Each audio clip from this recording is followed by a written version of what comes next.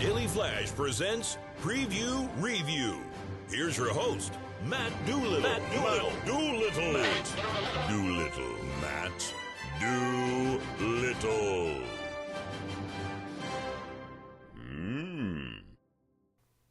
Yeah, Jimmy, it is a hot one out all over the country, man, especially the folks in Texas. I hope they're doing okay going through Barrel today. Yeah, we've had a lot of those here, and I'm used to it and just adhere to all of the people.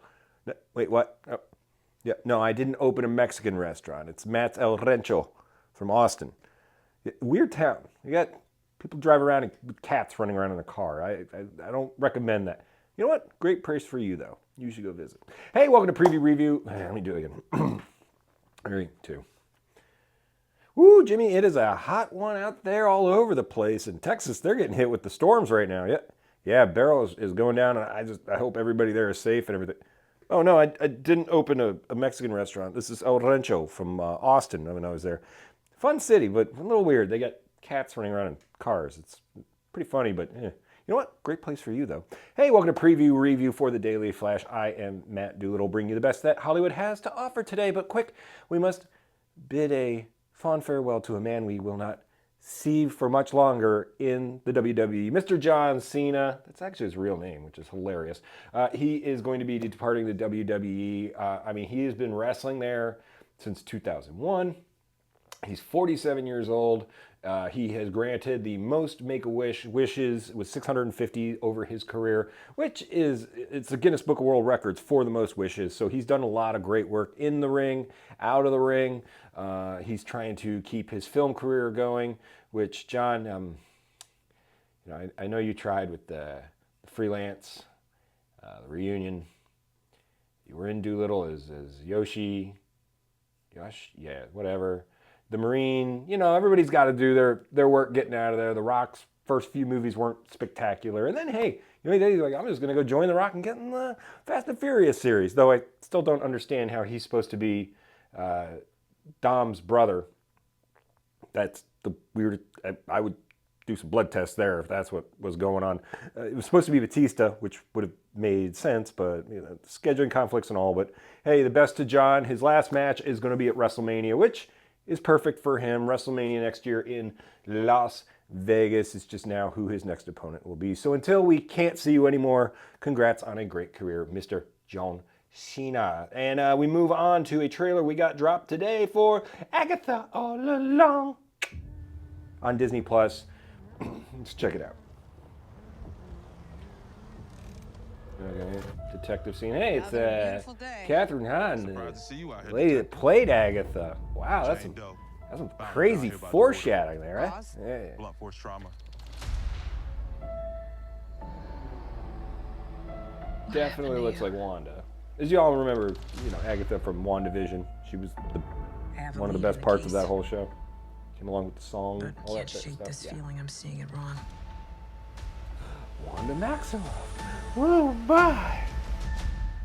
Is this really and Audrey Plaza doing Audrey Plaza things. That witch is gone, leaving you trapped in her distorted She's good at what she does, so don't stop doing Claw it. your way out. So characters and transfer the darkness to her back.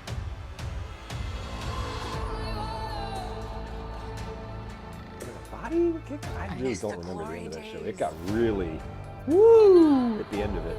She took every Doing bit cool of witchy power things I with the had, hands. but I can beat that witch again. Oh, that's terrifying. Well, the gang's all here. Oh, she assembled a crew.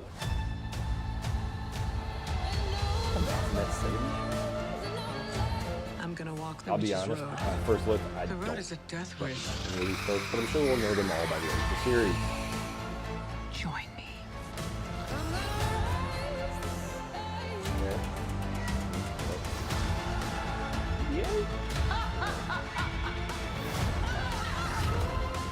Very hocus pocus looking. What witch in her right mind would join Agatha Harkness's coven?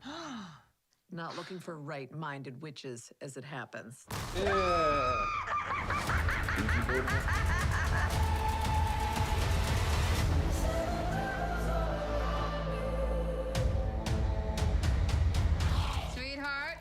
Oh, we're doing this again with the backwards people walking. I couldn't do that. It was bad. I do that, I ain't getting out. All right, September 18th at Disney Plus. They got to keep that rolling. So here's my reaction to it. Hey, it's a fun Halloween thing. Does this have anything to do with the MCU? I have no idea. There hasn't been a lot that's been out on this. They've announced it last year that the show was it was going to be originally House of Harkness, but I guess they've just gone with what everybody knows. It was Agatha all along.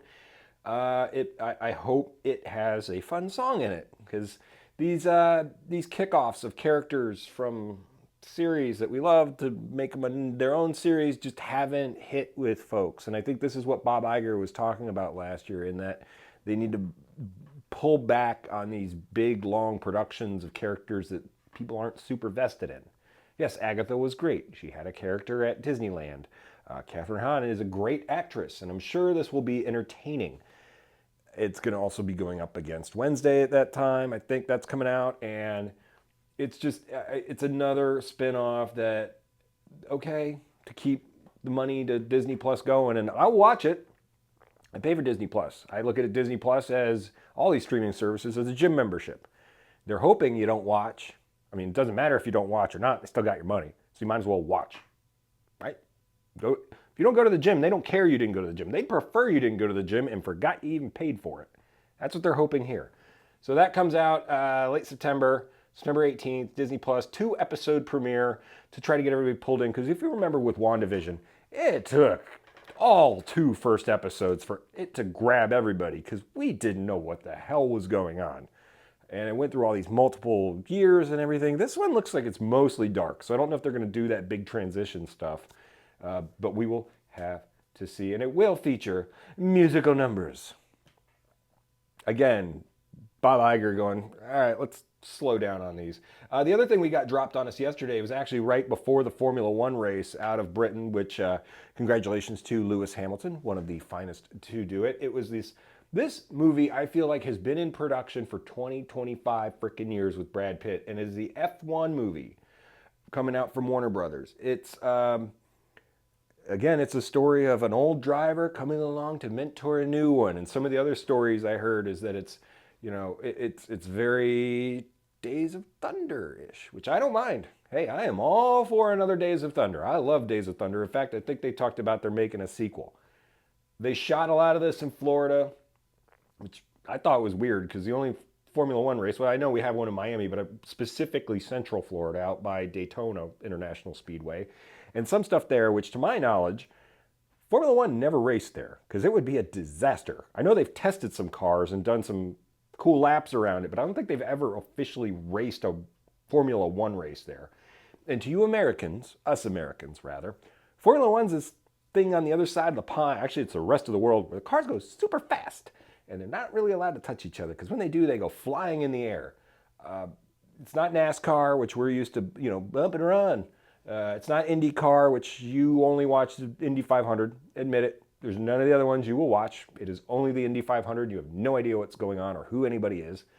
So, it looks cool. It looks very Top Gun Maverick, and I did lift that from somebody on a radio today, which I agree with. It's a lot of these cool shots. I'm sure this is going to be an IMAX deal. It's Brad Pitt doing Brad Pitt things, right? Brad Pitt looks cool doing cool things. So let Brad Pitt do cool things in a car. I'm fine with it. This one comes out. That was just a teaser trailer. I'm hoping we get a little more on it, but that one's going to come out in June of 25. And this is in a follow-up to that.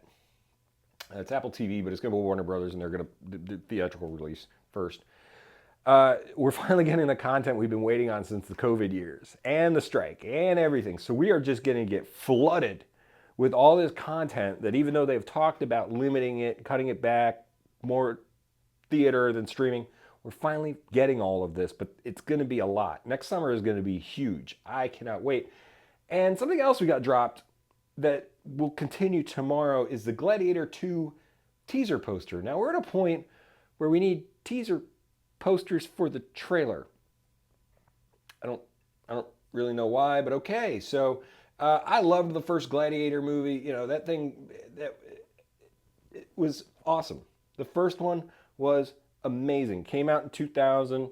They've been talking about doing this one since the year after it came out. And Gladiator to me is one of those movies that is perfect. It wasn't too gory, raunchy. It wasn't Game of Thrones with all the extras and nothing. It was what it was. Gladiator movie. It was basically Braveheart, but with gladiators, which we all love. So this one's going to come out. It's going to be starring, it's produced, directed by Ridley Scott, who did the first ones. Paul Mescal, Pedro Pascal, Connie Nielsen, and Denzel Washington. Okay. So the story synopsis that we have so far, and these can always change. It's never dead on until we actually see the movie. Most times the trailers nowadays, because of all of you crafty internet sleuths out there going frame by frame by frame by frame by frame to find every little nook and cranny in it, put fake stuff in the trailers. The synopsis on this one is several decades after the events of Gladiator. I always hate the names in these. Lucius, the grandson of Rome's emperor. Wait, I should start over. Start up, Jimmy, I'm starting over. Mark this. I'm going to do the voice for the premise. My best Roman gladiator one. Several decades after the events of Gladiator, Lucius, the grandson of Rome's former emperor Marcus Aurelius and son of Lucilla, lives with his wife and child in Numidia. Roman soldiers led by General Marcus Acadius invade, forcing Lucius into slavery. Isn't that kind of the premise of the first one? Inspired by the story of Maximus, Lucius resolves to fight as a gladiator while opposing the rule of the young emperors Caracalla and Geta. This sounds like the exact same movie. That's kind of what happened in the first one. So, I don't know, we get the trailer tomorrow. I'll jump in. I'll give you a review of that thing when it comes out. So let me know what you think. What are you hoping out of this?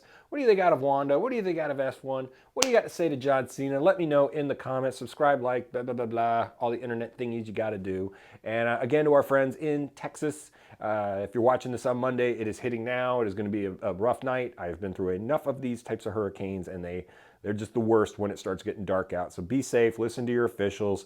If you're watching this on the YouTube, your TV, your Roku, whatever, I hope it brought some entertainment to you while you're waiting for the power to come back on. So just be safe out there. Don't drive in water. Don't go touch any electrical lines. Let the officials do their thing and just be patient out there. So again, my thoughts with you. And until next time, guys, peace and love.